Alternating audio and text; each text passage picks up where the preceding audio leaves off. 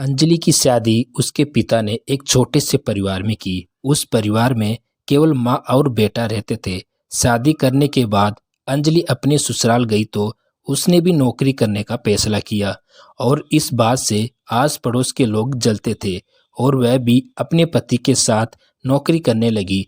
और आस पड़ोस के लोग अंजलि को कहने लगे, अरे बेटा, तुम्हारी सास दिन भर अकेली घर में लगी रहती है, अब कोई उम्र है उनकी ये सब काम करने की, और तुम कुछ रुपये के लिए घर से बाहर घूमती फिरती हो। भला क्या मिलता है इन सब से? अंकल, मैं समझी नहीं, आप क्या कहना चाहते हो? अरे बेटा, थोड़ी तो समझ दिखाओ। देखो, मैं तुमसे बड़ा हूँ इसलिए समझा रहा हूँ। बेचारी तुम्हारी सास अकेली दिन भर घर के काम में लगी रहती है और तुम थोड़े से रुपये के लिए उन्हें परेशान करना ठीक नहीं है। पड़ोस में रहने वाले सुभाष अंकल तो ये बात कहकर चले गए। पीछे अंजलि सोचती रह गई थी, आखिर अंकल किस बारे में बात कर रहे थे। साथ ही साथ विकास भी हैरानी से अंजलि को देख रहा था। उसे भी समझ नहीं आ रहा था कि अंकल ऐसा क्यों बोल कर गए। इतने में सासू माँ कमला जी भी नहाकर तैयार होकर बाहर आई। कौन था बहू? पड़ोस वाले सुभाष अंकल थे, उन्हें आपसे कुछ बात करनी थी। अरे मैं तो नहाने चली गई थी। चलो कोई नहीं, मैं थोड़ी देर बाद जाकर खुद उनसे मिल लूंगी।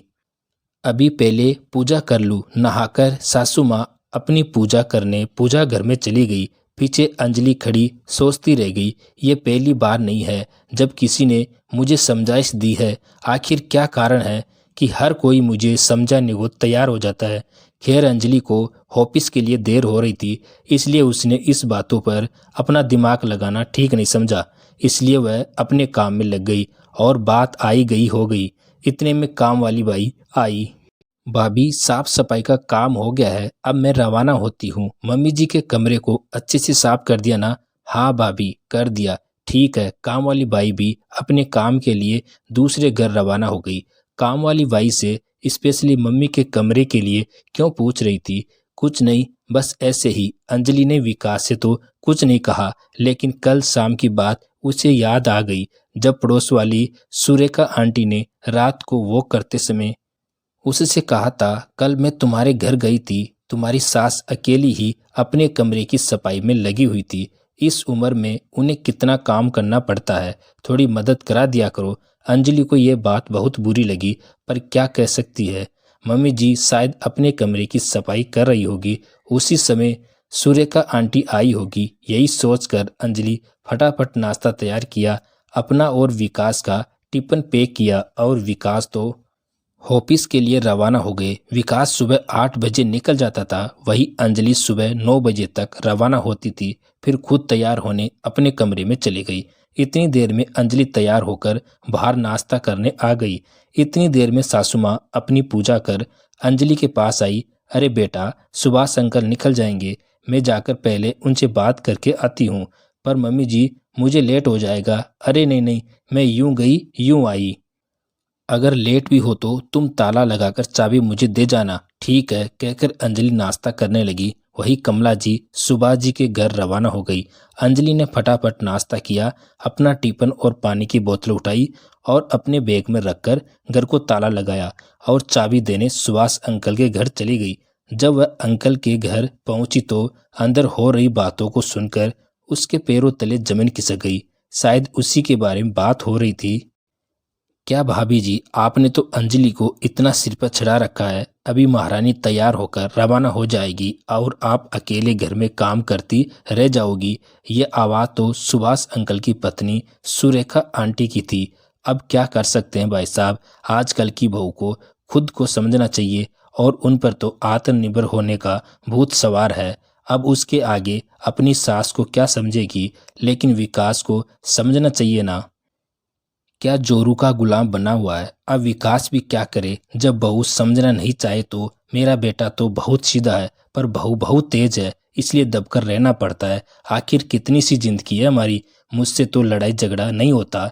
ले देकर हम 3 जीव है, उसमें भी क्या लड़ाई करूं। अब छोड़ो सुरेखा, मुझे देर हो रही है, मैडम का जाने का वक्त हो गया है। अब दिन भर घर के काम तो करना ही है, कहकर कमला जी पलटी ही थी कि सामने अंजलि को देखकर उनकी जुबान हलक में अटक गई। उनसे कुछ बोलते ना बना, लेकिन यदि अंजलि ने उस समय चुप रहना ठीक ना समझा। मम्मी जी, कई दिनों से मैं देख रही हूँ, आते जाते लोग मुझे समझाइश दे जाते हैं, पर मुझे समझ में नहीं आता कि लोग हमारे घर के बारे में ये बात क्यों बनाते हैं।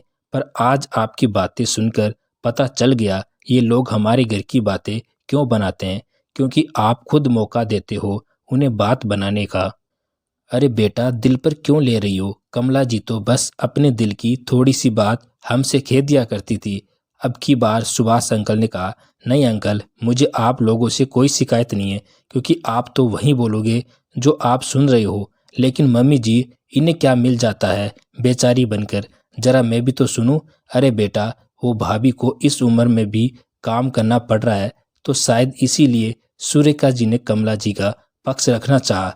अच्छा, साफ सफाई का काम तो काम वाली बाई 8:30 बजे से पहले ही कर जाती है। उसके लिए मैं उससे उसकी पगार से ज़्यादा पैसे देती हूँ। सुबह जल्दी आकर काम करे, कपड़े मशीन में रोज़ सुबह धुल चुके होते हैं।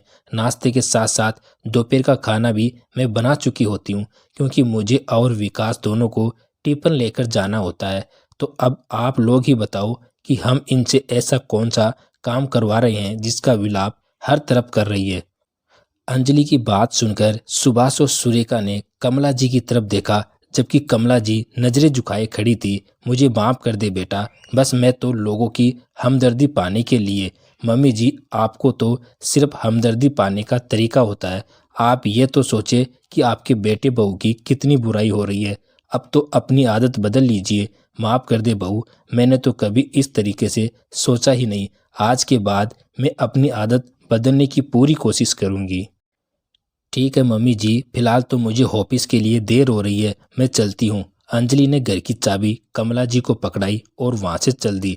सुभाष अंकल जी और उसकी पत्नी सुरेखा जी कहने लगी, तुम्हारी बहू तो घर का सारा काम करके जाती है और तुम तो उसकी हर जगह बुराई ही बुराई करती रहती हो। कमला जी, अब आप समझ जाओ, बहुत अच्छी बहू है। वह घर के साथ साथ नौकरी भी करती है और तुम्हारा ध्यान भी रखती है। कमला जी ने कहा, मैं आगे से ऐसा नहीं करूंगी। मैं मेरे घर की बात किसी को भी बाहर नहीं बताऊंगी और किसी को मौका नहीं दूंगी कि कोई मेरी बहू को समझाए। तो दोस्तों, अंजलि ने सही किया या गलत, कमेंट बॉक्स में ज़रूर बताइए। और कहानी पसंद आए तो एक लाइक ज़रूर करें। नई नई कहानी सुनने के लिए हमारे चैनल को सब्सक्राइब जरूर कीजिएगा। धन्यवाद।